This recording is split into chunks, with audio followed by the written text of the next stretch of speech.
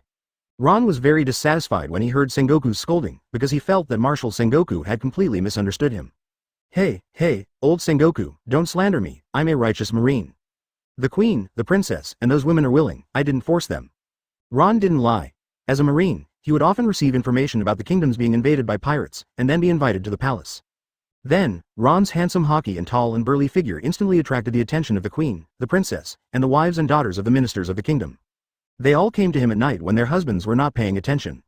Although their husbands were of high status, they were ugly and short, and they had little time.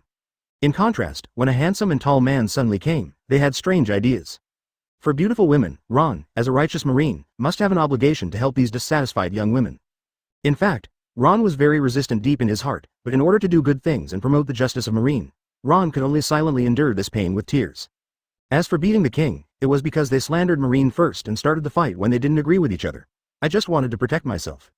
Marshal Sengoku looked at the shameless face, saying black is white and white is black, and talking nonsense. Advertisement nonsense. Why did the king attack Marine? It's because you, a B********************* D, must have given him a big hat of green light.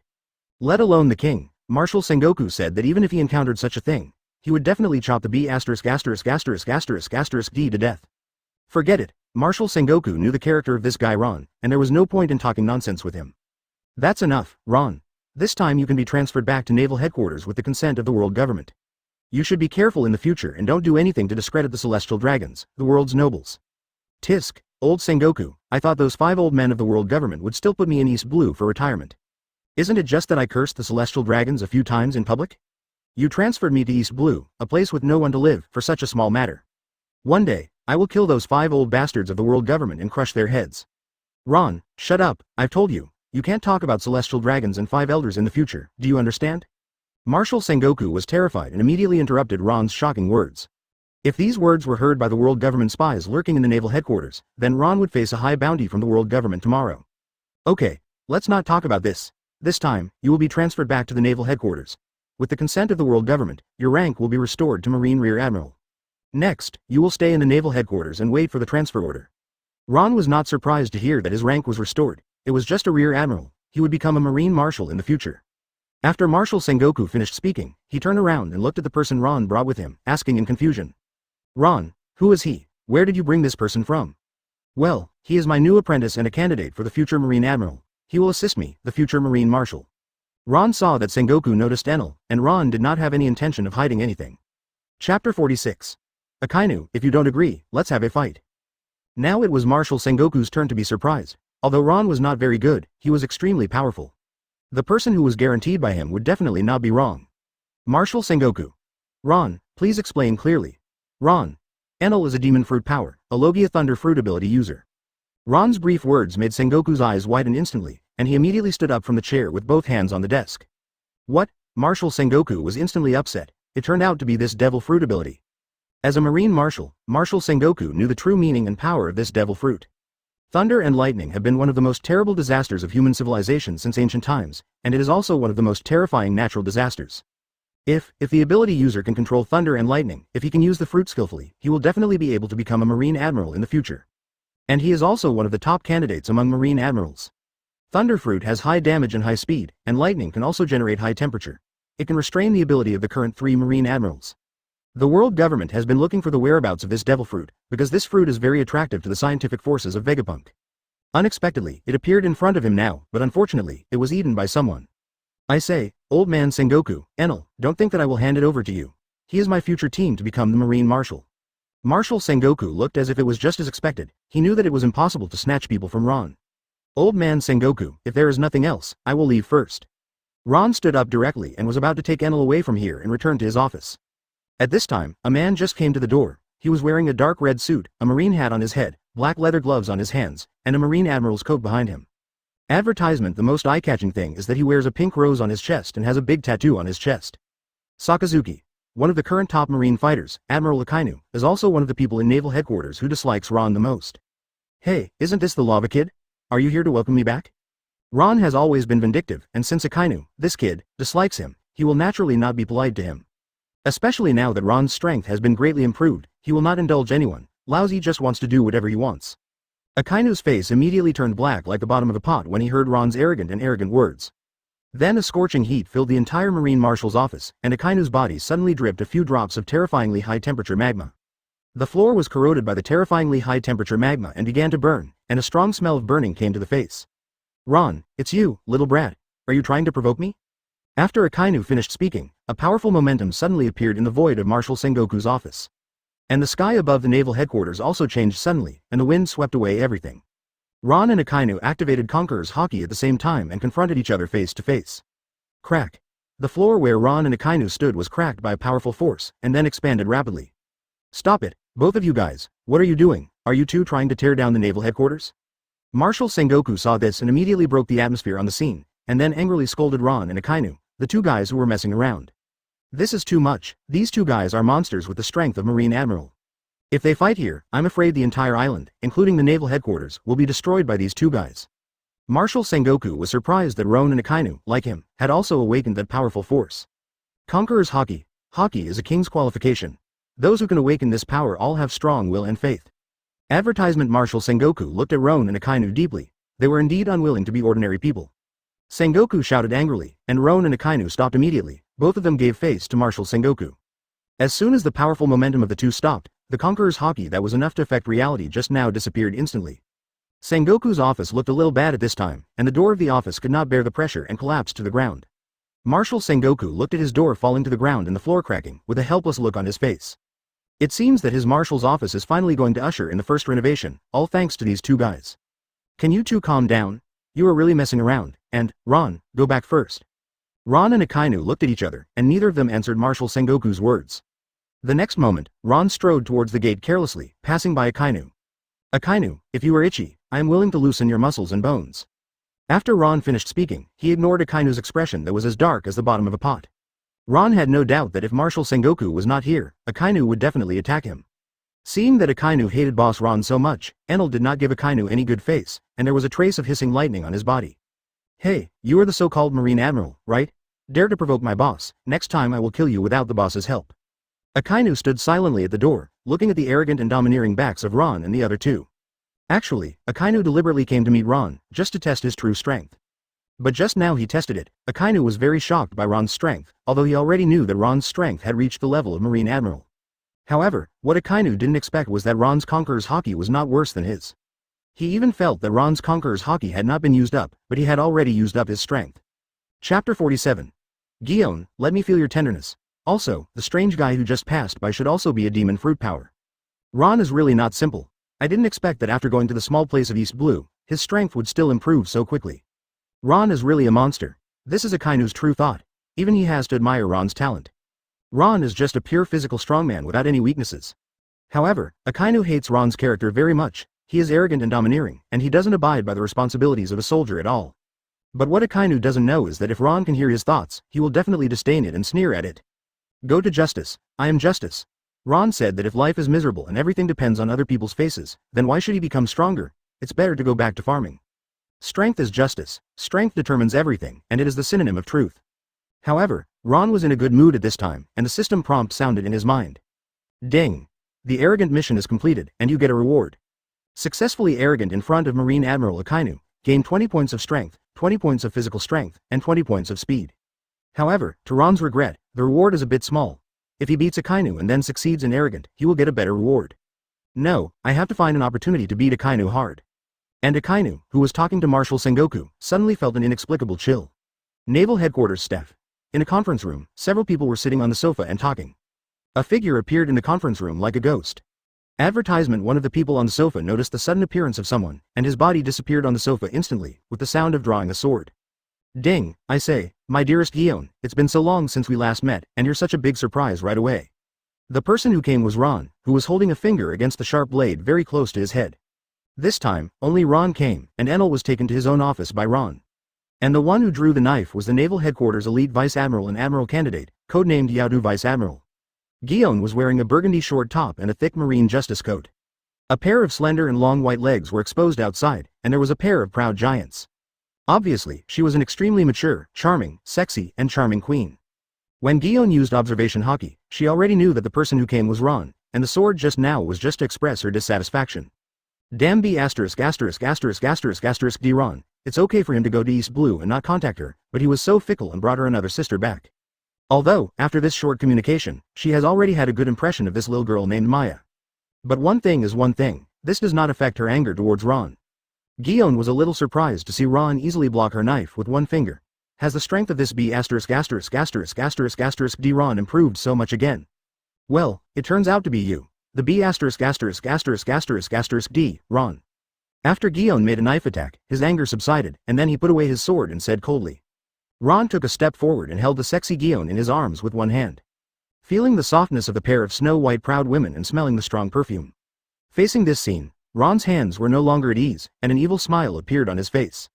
Gion, don't care so much about these little things, come, I haven't seen you for so long, let me feel your tenderness first. Advertisement. Just when Ron was about to do something evil to the proud couple. Ahem. A few coughs interrupted Ron's idea of doing whatever he wanted. Ron, you better pay attention, I'm still watching here. Then, a voice full of vicissitudes sounded in the conference room.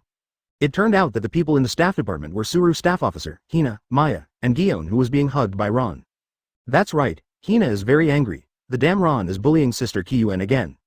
Maya sat on the sofa, her face flushed, and she looked at Ron shyly. Oh, it turns out that Chief of Staff he is here too. Ron didn't feel embarrassed at all. He said that as long as I'm not embarrassed, then only others will be embarrassed. After Ron finished speaking, he hugged Kiyuen and sat up on the sofa. Kiyuen was hugged by Ron unscrupulously, and a trace of rhyme appeared on her cold and calm face. Chief of Staff he was also a person who had experienced vicissitudes and experienced great storms, so he didn't feel embarrassed about what Ron did. Chief of Staff he already regarded Kiyuen as his sister, and she also hoped that Kiyuen could live a good life. Chief of Staff he could see that although this little guy Ron was very fickle, he still valued his woman very much. The most important thing was that this guy Ron had an extremely terrifying talent, and now he had become a monster with the strength of Marine Admiral level. Therefore, Staff Officer Crane believed that Ron had enough strength to protect his woman. Staff Officer Crane did not think too much and directly told Ron the key point of this time. Ron, the little girl you brought back has a very extraordinary devil fruit ability. Paramecia prayer fruit, as a devil fruit rewarded by the system, Ron knew it best. The ability of the prayer fruit, the user puts his hands together, prays devoutly, and speaks out his wishes in his heart, and he will get help from mysterious power.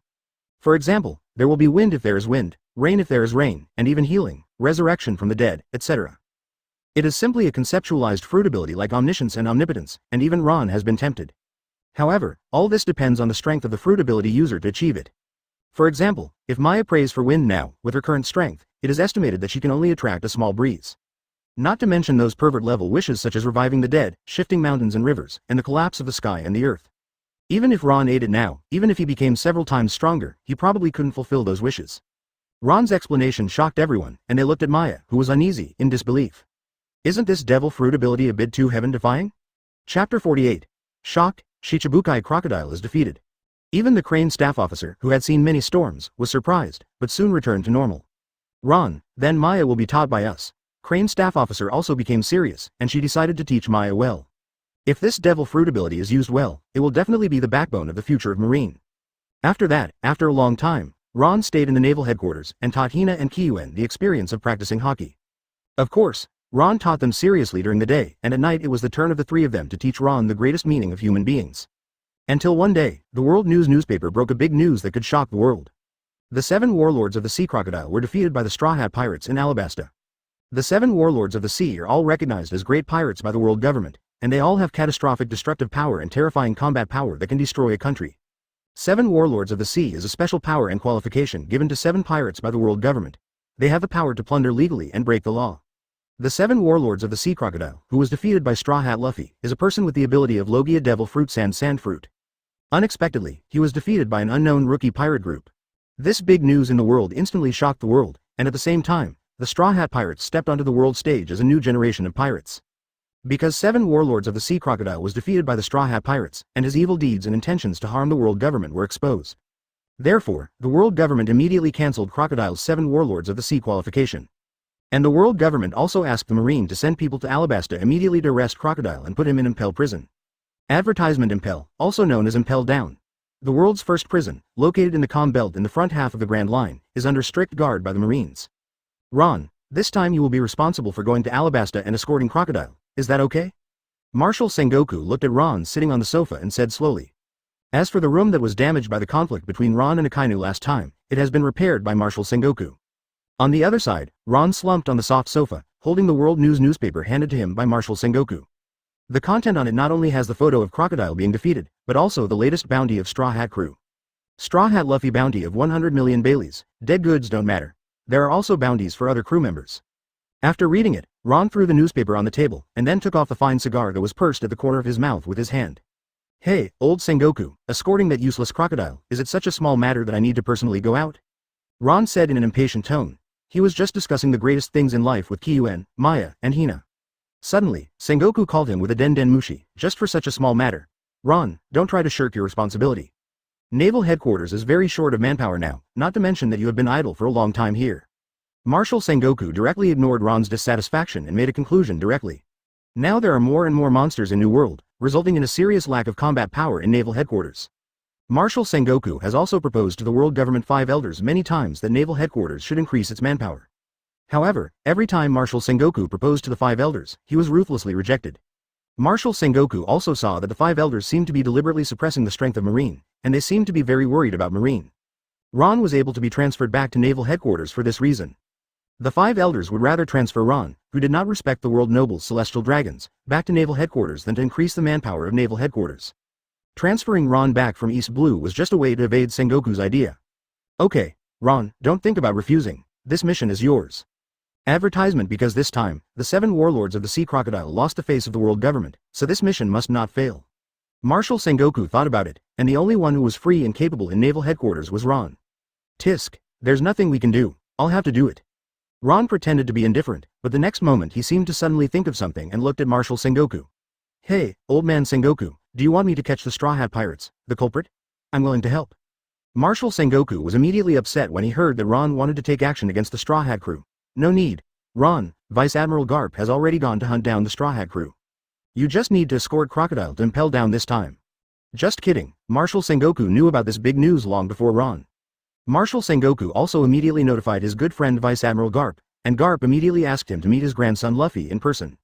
So, Marshal Sengoku would not let Ron go to trouble his good friend's grandson, let them reminisce about the past first. This is also the only thing Marshal Sengoku can do for his good friend. I say, old man Sengoku, you so blatantly sent that old guy Garp to hunt down your own grandson. It seems that our Marine Marshal is also biased towards the pirates. Aren't you afraid that the 5 old guys of the world government will cause trouble for you? Old man Sengoku, you really make me feel scared when you do this. Ron took the opportunity to mock Marshal Sengoku. This opportunity is rare. Who let the old man Sengoku disturb the good time of him and Kyuan and the other 3? Marshal Sengoku was seen through by Ron, and Ron said it all without reservation. Marshal Sengoku was immediately angry. Ron, shut up, Garp is the hero of Marine.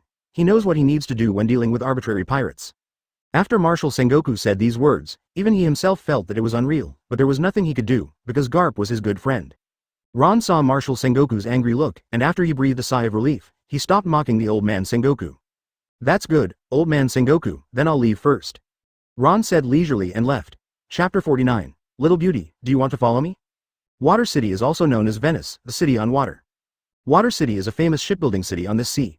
Tom, the world's #1 shipbuilder, is here. It is said that he once helped the legendary pirate king Gold Roger build a ship. However, because of this incident, he was secretly executed by the people of world government Eni's lobby. Those who know the truth know that this is just an excuse of the world government.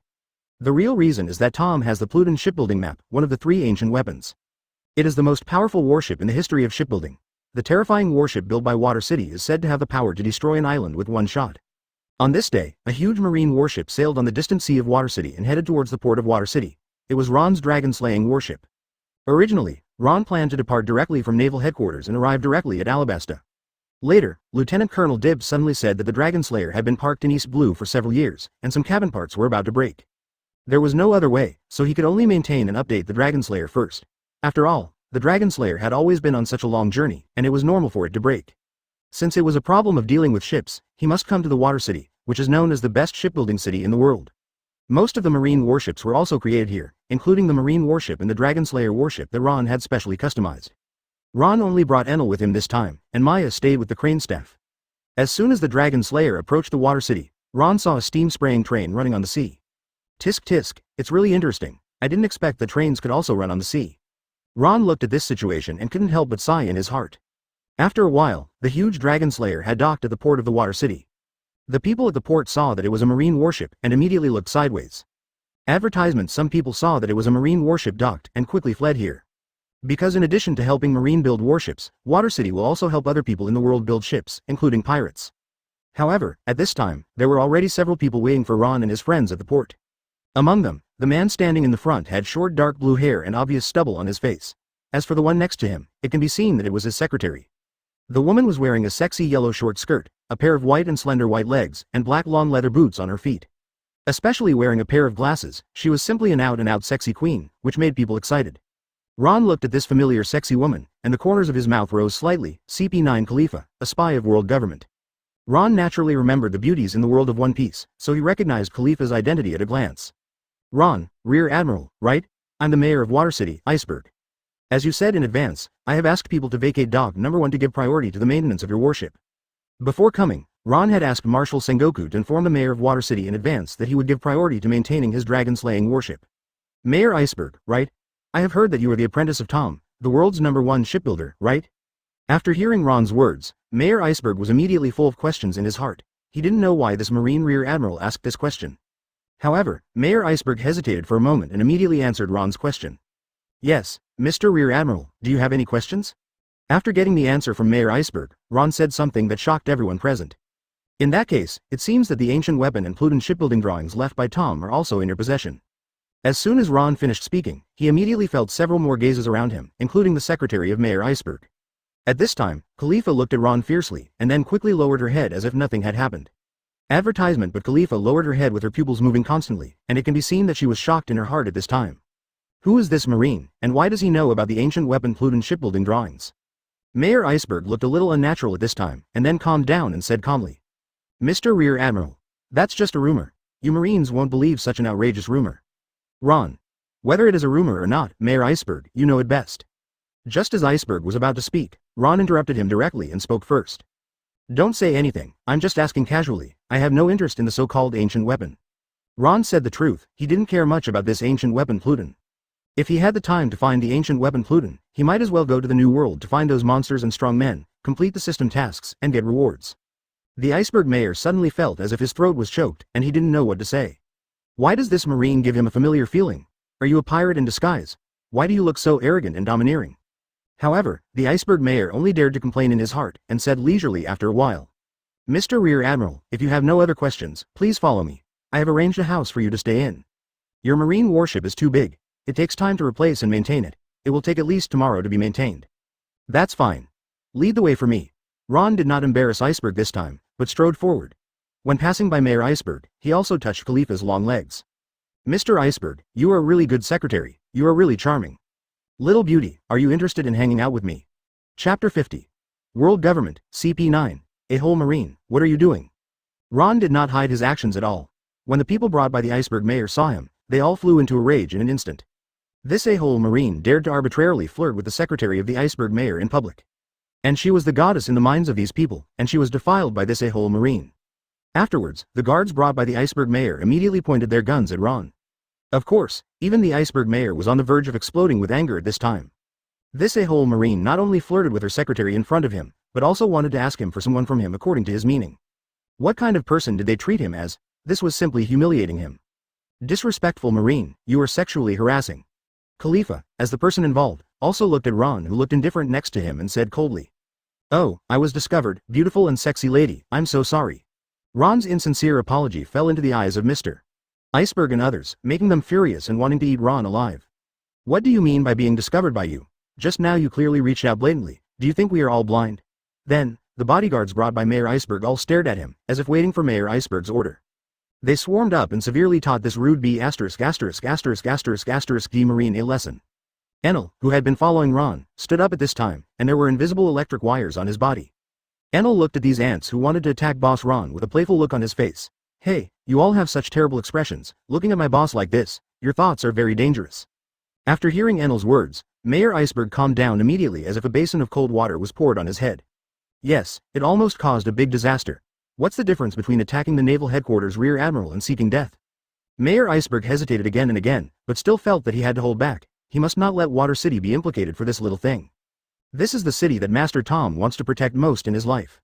Since His Excellency Rear Admiral has apologized, let's just treat this matter as if nothing happened. Mayor Iceberg made a decision for his secretary without authorization. The most urgent thing now is to do everything possible to maintain and update this Marine's warship first, so that this D Marine can leave Water City quickly. As for whether to trip up Ron's Marine warship, he thought about it and rejected it, otherwise he could run away from the monk but not the temple. This time, Mayor Iceberg approached Ron directly and signaled his secretary to stay away from Ron with his eyes, otherwise something would happen again. He saw early that this Marine was completely different from the Marine he had seen before. The feeling is that the Marine Rear Admiral in front of him is even more rude than the pirates on the sea. Advertisement: if he hadn't seen Ron's Marine warship and the Marine soldiers on the warship, he could have seen it for sure that this Marine was a pirate in disguise. Next, the Iceberg Mayor saw that Ron had been following him and didn't seem to want to make trouble, and finally breathed a sigh of relief. Mr. Rear Admiral, I'll leave first. This is the house arranged for you. Your warship will be updated and maintained tomorrow. After the Iceberg Mayor finished speaking, he turned around and left without hesitation. He didn't want to get along with this D Marine for a moment. This D Marine didn't play by the rules at all. But what Mayor Iceberg didn't notice was that his secretary Khalifa took a deep look at Ron when he left. Ron also felt Khalifa's gaze, but didn't care. It seems that tonight is destined to be a night that is not lonely.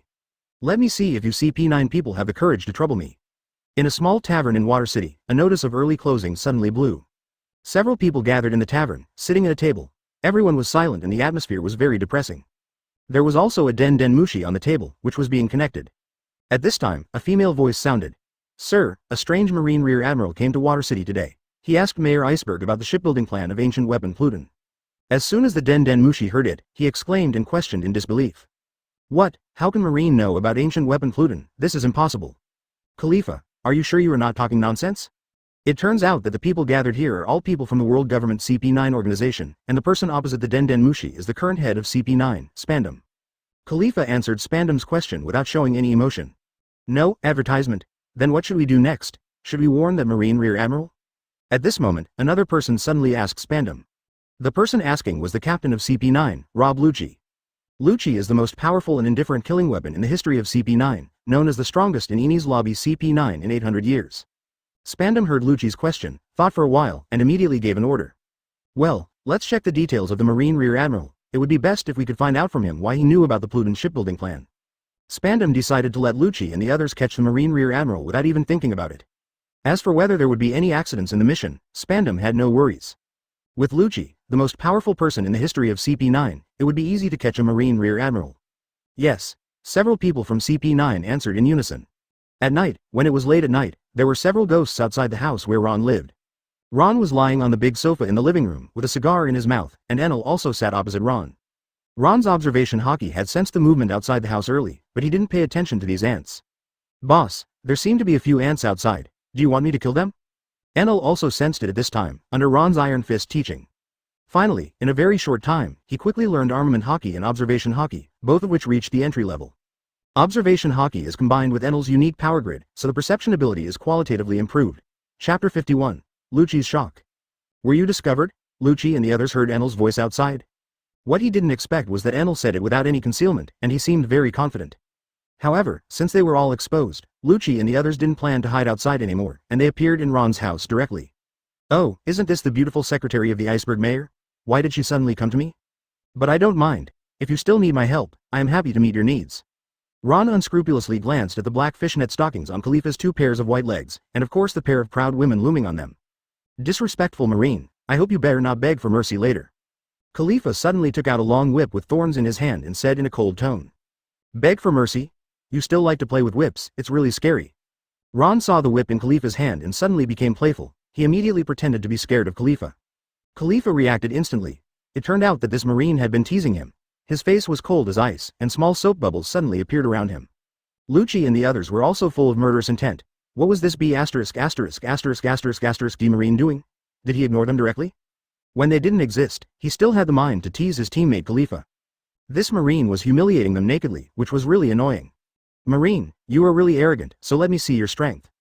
After Lucci finished speaking, the clothes on his upper body burst instantly, and his body became huge, a human monster with leopard fur on his body. Well, I'm getting angry now, but if I want to attack Boss Ron, I have to get past me first. Enel slowly stood up from the sofa, yawned lazily and casually, clasped his hands together, and supported the back of his head. He looked relaxed and calm, as if he didn't take Lucci and the others seriously at all. Really? Then I'll kill you now, shave, advertisement? Lucci's body disappeared in an instant and appeared in front of Enel at a ghostly speed. Then he immediately raised his palm, and his sharp nails attacked Enel's body with a loud sound of breaking through the air. The next moment, Enel's body was immediately cut into several pieces by Lucci's sharp claws, and then Enel's body also split apart and fell to the ground. Lucci looked at Enel, who was solved so easily by him, and sneered coldly. You are a waste, and you dare to come out and die. Lucci turned around and looked at Ron, who was lying on the sofa, and then raised his sharp claws again. Next, it's you, arrogant Marine. Let's see if Marines Headquarters Rear Admiral can bring me some surprises. Hey, don't be so complacent, I'm not dead yet. Suddenly a voice sounded behind Lucci, which startled Lucci and he immediately turned around to look at where Enel was lying. I saw that Enel, who was torn into several pieces by Lucci, was slowly merging together and finally returned to normal without any worries. This is, Lucci and Khalifa, who were standing far away, saw clearly how Enel's body was fused. A trace of lightning emerged and then connected Enel's body. As the intelligence agency of the world government, they were naturally well informed. This kind of situation, that is, only the strongest Devil Fruit series of abilities, the Logia Devil Fruit series, can have elementalization, and the body can be directly immune to physical attacks. Damn, it's actually this kind of ability user, it's really tricky. The smile on Lucci's face disappeared instantly, and he was shocked by Enel's Devil Fruit ability. He looked at Enel, who was gradually recovering, with a solemn look. He also knew about Logia Demon Fruit power. When they were in the training camp, their instructor had talked about this kind of demon fruit power. In addition to the C and C stone, only one kind of power can touch the body of Logia demon fruit power, that is armament Haki. However, Lucci has never successfully cultivated the power of armament Haki. Before Lucci could think about anything more, Enel suddenly spoke. Then, come down and face God's punishment, ants. Advertisement. Enel's voice fell, and the whole room was filled with the sound of thunder and lightning. ZZ. Countless blue and dazzling lightning surrounded the whole room, and finally even overshadowed the brightness of the light bulb, and the room was filled with suffocating blue light. Enel himself was entangled by countless lightning threads, like a thunder god. After that, all the lightning in the room turned into tiny lightning snakes, flying towards Lucci and his teammates at high speed. Body. Lucci's last hope flashed through his mind, that is, the strongest defensive move among the Marine 6 styles, Iron Body. This is what he thinks is the smartest way at the moment, nothing else. However, it was not only Lucci who had this idea, one of his teammates also had such a smart existence, and he also used Iron Body at the same time. He didn't even use his most powerful escape power at the first time, the user of the door fruit, Bluno. Inside the room, there were huge noises of lightning and thunder. As the dazzling light of the lightning slowly faded, a smell of burnt smoke filled the air. In the room, except for Khalifa, who looked confused. All the members of CP9, including the strongest Lucci, fell to the ground, with white eyes and a wisp of black smoke floating on their bodies. Of course, Lucci and the others have not died yet, in this One Piece world where everyone is a monster. Even ordinary people have a lot of physical fitness, let alone these monsters that are far superior to ordinary people. As for why Enel did not attack Khalifa in the distance. That's because he has been following Boss Ron for these days, and he has figured out Boss Ron's thoughts. So Enel naturally did not dare to spoil Boss Ron's interest, leaving Khalifa alone. Although, Enel didn't know why Boss Ron liked women. Thinking back to the past, when Enel was still the High God on Sky Island. Regardless of whether they are men or women, as long as there is someone who does not have a fear of him, he will mercilessly punish them with God's punishment. Chapter 52, The Ashamed Khalifa. When Enel launched the lightning attack, Khalifa had already used the power of the bubble fruit to condense a bubble protective shield. But she still didn't know whether she could reach Enel's terrifying lightning attack, because she was also wondering why Enel didn't attack her. After waiting for Khalifa to see through the bubble that the lightning outside had disappeared, she dispersed the bubble. Then, she saw the scene that frightened her very much. Her teammates, including the most powerful Captain Lucci, had all been knocked down. Khalifa looked at her teammates who had completely lost consciousness and combat power with a dull face, and didn't know what to do. After a while, Khalifa came back to her senses and looked at Enel with a fearful look. Although she didn't know why he didn't attack her with lightning just now, she didn't have any idea of being grateful to Enel. As a spy secretly trained by the world government, Khalifa's first choice was to complete the mission, even if it cost her life. The next moment, a thick layer of foam condensed around Khalifa's body, ready to fight to the death with the guy in front of him who possessed terrifying thunder and lightning power. However, Enel didn't even look at her, and his body turned into a flash of lightning and disappeared without a trace in the blink of an eye. Enel was very smart to leave here quickly, and then it was Boss Ron's good thing. If he didn't know what was good for him, he would definitely be severely beaten by Boss Ron when he practiced Conqueror's Haki and physical training next. Facing Enel's sudden disappearance, Khalifa was about to breathe a sigh of relief. After all, facing such a terrifying Logia fruit ability user, she had no chance of winning. Even the strongest among them, Captain Lucci, was defeated by a single blow. At this moment, Khalifa suddenly remembered that there seemed to be a nasty and rude Marine still here. Sure enough, Khalifa turned his head and saw that Marine was still sitting on the sofa with a calm look, as if the terrifying scene just now had no effect on him. And the powerful demon fruit power just now called him the boss, so isn't he the more powerful monster Marine? Thinking of this, Khalifa couldn't help but sweat a few drops of cold sweat, and then said in a hurry. Mr. Marine, this is just a misunderstanding, we are all people of the world government. I apologize to you for our rudeness just now. The only way Khalifa can think of now is to use the world government to suppress this Marine.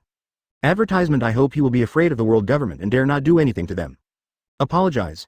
If apologies are useful, what's the point of Marine? If you do something wrong, you will be punished. It depends on whether you are willing to accept the punishment of this uncle.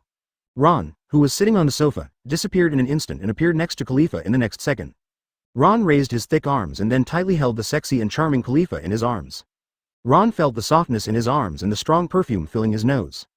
Khalifa was startled by Ron, who suddenly appeared beside him. Before she could react, she felt her body being squeezed hard by a hard and strong chest. This feeling seemed to be merging her into his body, making her feel suffocated and uncomfortable. Disrespectful Marine, do you know what you are doing? You are sexually harassing people in the world government. Khalifa felt Ron's thoughts and felt extremely angry and a little ashamed. But this is also a good opportunity for her if she uses the devil fruit ability now. No matter how powerful this Marine is, her devil fruit will wash away his power. At that time, she can hold this Marine hostage and escape from here with her teammates. Damn and rude Marine, today I will teach you, a lustful Marine, a lesson. Khalifa thought of this, and her hands below waved secretly, and bubbles began to emit from her body, just when she was about to touch Ron. Ron noticed Khalifa's movements early, and just when she was about to attack him. Ron looked at Khalifa in his arms, and the powerful Conqueror's Haki on his body swarmed out.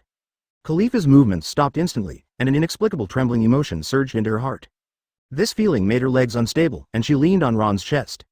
Since we are all from the world government, I think we should have a long talk tonight to help us improve our relationship. Am I right, Miss Khalifa? Khalifa saw the evil thoughts in Ron's eyes, and his hands that had begun to be dishonest. Advertisement, damn, you rude. Woo woo woo.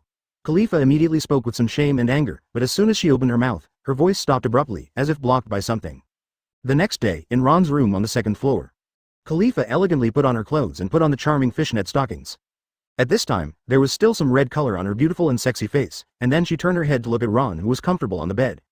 This extremely bad and hateful Marine actually did that to her, and it took a whole night. The most hateful thing is that she actually took the initiative to do that with this hateful Marine, until she was the first person to beg for mercy. As a spy for the world government, Khalifa had gone through countless bloody trainings, but nothing was more impressive than what happened tonight. Khalifa had begun to regain her aloofness and looked a bit innocent. Then she looked at the B*********** D Marine with a cold and ruthless look, until she glared at Ron for a while, and then she slowly spoke. Damn Marine, this matter today must not be leaked, otherwise I will not let you go even if I chase you to the ends of the earth. Ron looked at Khalifa, who was so different from him, and suddenly felt that idea, but thought about it and gave up. He had to stop at the right time, otherwise if he really annoyed Khalifa, she would probably fight him to death immediately. Ron looked at Khalifa, who was about to leave, and then he slowly spoke. Khalifa, if you want to leave CP9, come to Naval Headquarters to find me, or I'll find you. This is my Den Den Mushi, go ahead. Also, my name is Ron. Khalifa was about to leave when he suddenly felt something flying behind him, and then turned his head and reached out to catch it. It was a Den Den Mushi. After listening to Ron's words word for word, Khalifa looked at the Den Den Mushi in his hand, and a hint of inexplicable expression was revealed in his cold eyes. And the CP9 member in the living room downstairs was still completely unconscious and seriously injured, and then was lifted up and taken away by Khalifa with a lot of foam. Chapter 53. A very confused Lucci. Mayor Bingshan came here early and saw that his house was in a mess, with the ground and walls covered with burnt black. This was obviously caused by lightning. Did it thunder last night? It was not possible that it kept striking his house. And Mayor Bingshan was sure that there was no thunder or rain last night, and he was sleeping soundly. Then it was obvious that it was definitely the work of the B*********** D Marine in front of him. Hey, why are you still standing there? Are you reluctant to let me leave? In this case, I don't mind staying here for a few more days. What? You still want to stay for a few more days, and my house has become like this after you stayed for one night. If you let Marine, the B******** D, stay for a few more days, I don't know what a mess the Seven Waters City will be like. Then I am afraid that I will not be able to be the mayor. Mayor Bingshan cursed the B******* D Marine madly in his heart, but still showed a polite smile on his face. Mr. Rear Admiral, you are such a joker. A high-ranking Marine like you must be very busy. How could you waste your precious time in the Seven Waters City? Well, you are right. A righteous Marine like me is busy fighting those vicious pirates on the sea every day. Alas, if it weren't for the justice in my heart, I might not persist. After hearing these words, the iceberg mayor looked at Ron in amazement. This B****** D Marine kept calling me, my uncle. Are you sure this is a title that a Marine can say? How can such shameless words come out of your mouth? As a human being, even if the iceberg mayor had 10,000 mouths, he would not be able to say such shameless words. In the end, the iceberg mayor still held back, with a polite smile on his face, and sent Ron all the way to the warship. Mayor Iceberg is really a good person, he entertained me so warmly. If there is a chance, I will come to Water City again. Ron said a few words to Mayor Iceberg and walked directly to the Dragon Slayer warship. Leaving Mayor Iceberg with a dazed look on his face, he really wanted to say something to this arrogant Marine. If there is a chance, I still hope that I will never see you, a B****** D Marine, again. On the other side, all the CP9 members were receiving treatment at the Water City base. After Lucci woke up, he remembered the terrifying lightning attack last night. Lucci had been trained by the world government since he was a child. No matter what kind of danger he had encountered, he had solved them all. But the demon fruit power last night was the most desperate existence he had ever encountered, and he had no ability to resist at all. Thinking of Enel's lightning, Lucci's cold and ruthless face also showed a long-lost fear. Logi a thunder fruit ability user. If Lucci guessed correctly, that Marine was definitely the ability user of this devil fruit. And after Lucci's careful analysis, the one who was very terrifying in his eyes, the thunder fruit ability user, seems to be another Marine's younger brother. Yes, and he still has the feeling of respecting that Marine. So terrifying. Wait. Lucci looked at the place where he was, which was very familiar. It was their base. Why didn't they die, and how did they return to the base? Advertisement, dong dong. The sound of high heels hitting the ground was heard. Lucci immediately looked outside the door, and after seeing who was coming, he was relieved. Khalifa, you brought us back. How did you bring us back from those two powerful Marines? Lucci saw that Khalifa had no damage on his body and was intact, and immediately understood that it was Khalifa who brought them back. Nothing, I just reminded those two Marines that we are from the world government, and then they let us go. Khalifa still looked arrogant and indifferent, and answered Lucci coldly. Really? Lucci was stunned for a while when he heard Khalifa's answer, and then he looked at the expressionless Khalifa with some hesitation. Although, Marines are also dogs raised by the world government like them. Yes, in Lucci's eyes, they're just minions of the world government like Marines. But he has a big question in his heart, is it really like this? The feeling given by those two Marines is not the weak Marines who are afraid of the world government in the past. Can they be fooled so easily? Advertisement. Lucci glanced at Khalifa meaningfully and did not pursue the issue. The most important thing is that they still have a mission to complete in Water City. Lucci changed the issue he is most concerned about now, that is, whether those two terrifying and powerful Marines are still in Water City. At that time, don't let these two Marines delay your mission. Khalifa, are those two Marines still here in Water City? No, they have left Water City. Hearing that the two very difficult Marines have left here, Lucci was relieved. It's good to leave. He is afraid that these two Marines will cause his mission to change. Okay, I will report today's events to the higher-ups truthfully. Do you have anything else to say, Khalifa?